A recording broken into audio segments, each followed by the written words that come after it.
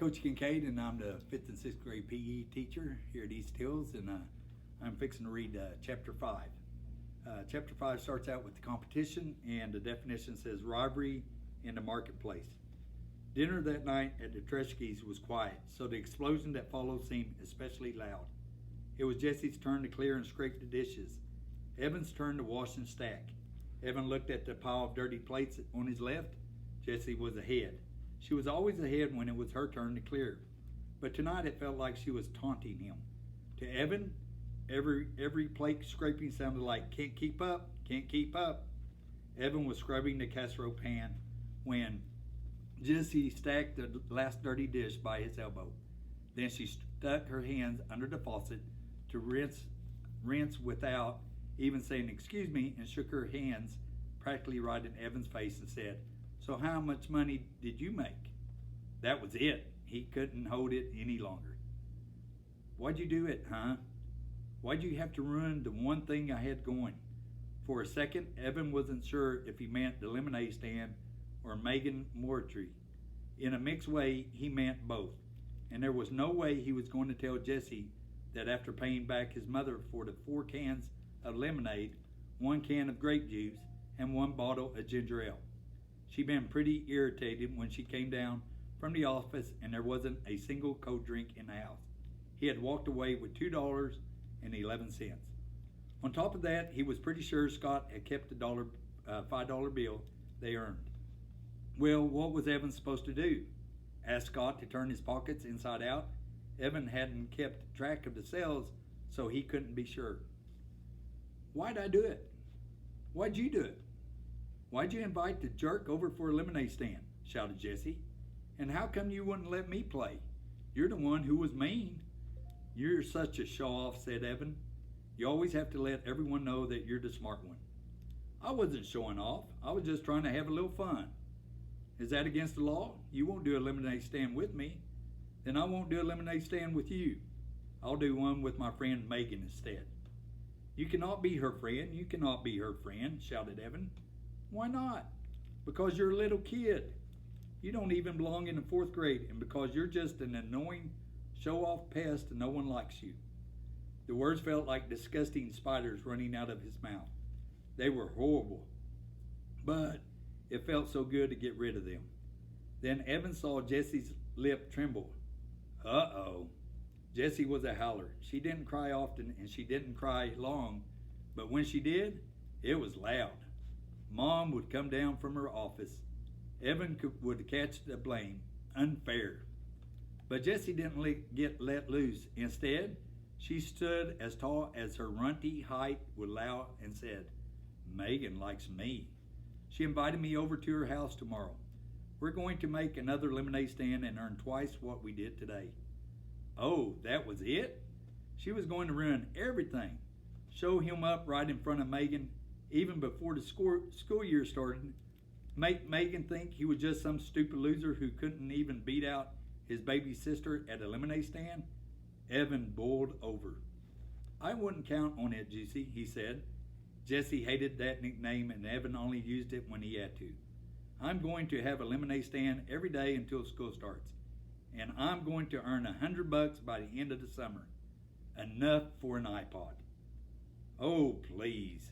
Like you could if you even wanted to," said Jessie. "Megan and I already made $12 each today. We could have $100 like that." Jessie snapped her fingers. "And then what?" said Evan. "You lock it up in your lockbox and save it till you were 50 years old? You're the biggest miser on this planet." Jessie stiffened up. Her mouth made a funny "oh," but then she put a hand on her hip and smirked at Evan. "For your information, I'm going to make $100 donation to a charity." Evan snorted. "Yeah, right. What charity?" There was a long pause, and then Jessie said, as smooth as whipped cream, "The Animal Rescue League. Megan and I talked about it today." "You don't even like animals," said Evan.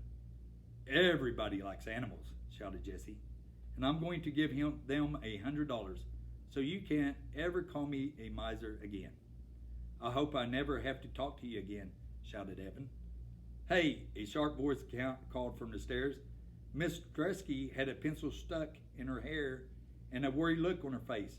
I could hear you two all the way in the attic with the air conditioner on high. What's up? Evan looked at Jesse. Jesse looked at Evan. They had taken a vow, a spit vow. Ever since Dad had gone, they had vowed not to fight in front of Mom. It made her sad, sadder even than when Dad left. Nothing, said Evan. Nothing, said Jesse. Miss Tresky looked at the two of them. Come on, out with it. What are you two yelling about? It wasn't a fight, Mom, said Evan. We were just joking around. Yeah, said Jesse. We were goofing. Sorry we got you out of your office. Miss Tresky looked at both of them with her laser eyes. Jesse hung the dish towel on the oven handle and fiddled with it until it was perfectly straight. Evan bent over the casserole pan and scrubbed as if his life depended on it. He scrubbed so hard his elbow bumped the fruit bowl. A cloud of fruit flies rose into the air and then settled back down. Oh, God, said Miss Tresky. Would you look at those fruit flies? Her shoulders slumped. All right, well, I'm going to back up.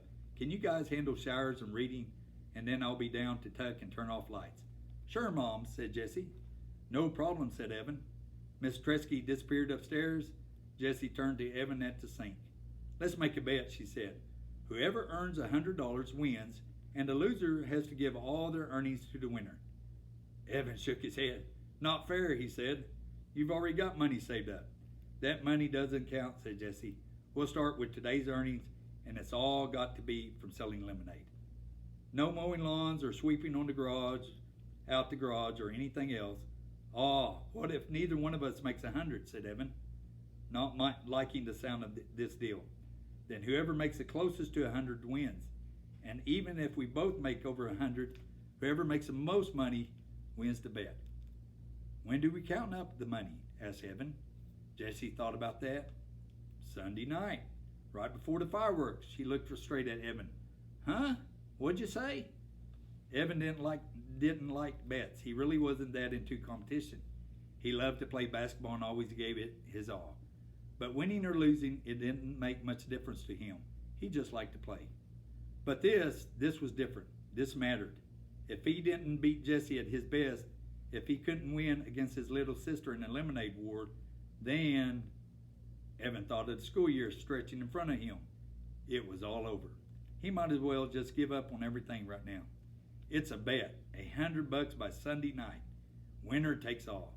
He shook his wet hands over the sink, dried them on the dish towel, and gave Jesse his most menacing look. You better pray for mercy,